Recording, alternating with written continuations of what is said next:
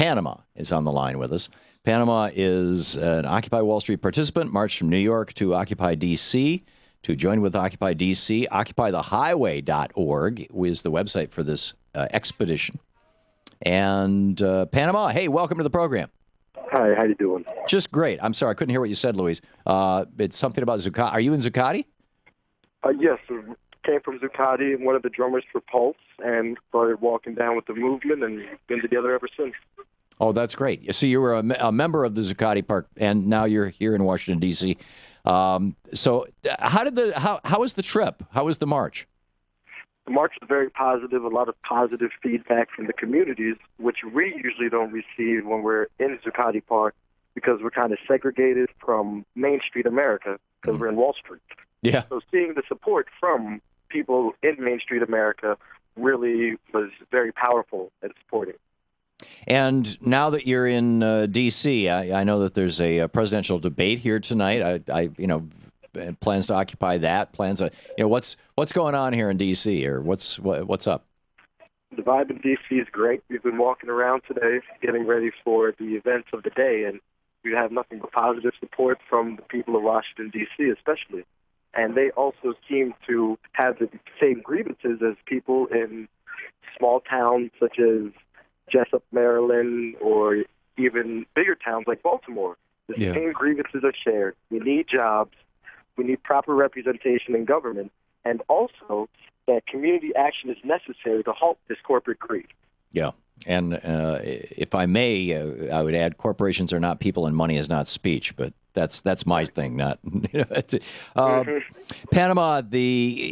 When originally we had folks on from who were participating in this march from Zuccotti Park up here to Washington D.C. Part of the frame was that they were going to arrive on or around the time that the super committee was supposed to make a suggestion to Congress about here's how what we want to cut and austerity. Let's shrink the government. Let's make the recession even deeper and even worse and throw more people out of work. That kind of stuff. You hit the timeline, but to the super committee, kind of anticlimactic. Are you still trying to draw a connection between those two, or has the march become a thing in and of itself? The march has taken on a body in and of itself, definitely, because throughout the march, we've come across people who weren't familiar with the super committee. However, we came across people who have the similar grievances, if you will, economic inequalities in America, and the policies in D.C. need to change. So that hasn't changed because the policies in D.C. affect Wall Street, and this will also affect change in Main Street America, and that will benefit all of us as a population. So what's next for you, Panama, and what do you see ahead with all the raids on Zuccotti? Sorry, what was that? What's next for you personally, and the other people who are in the march, and what do you see ahead with all the raids going on back down in New York at Zuccotti Park? What's taking place at Zuccotti Park, the raid has actually, in many people's perception, been a godsend, if you will. In terms of that, Zuccotti Park was a petri dish, if you will, and something was growing there, which is the Occupy movement.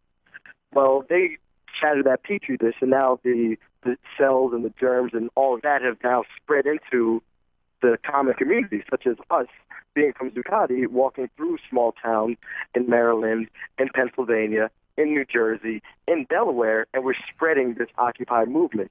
Because the perception that it seemed like was a bunch of people in tents, not showering, and just having fun.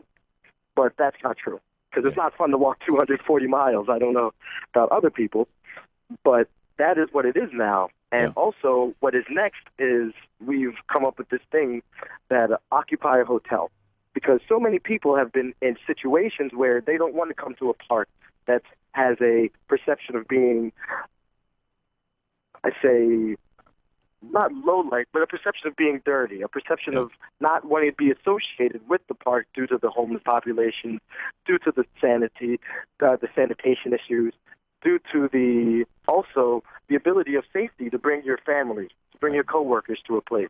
So occupying hotels in that, you get conference rooms, meeting rooms, and you have your General Assembly in a private but public space, much like Zuccotti, Right. And you could bring your family, you could bring your grievances, you could bring relatives, you could bring friends and coworkers. So this is like for the middle class contingent, as it were. Occupy a hotel, pay the bill, and occupy a hotel. In other words.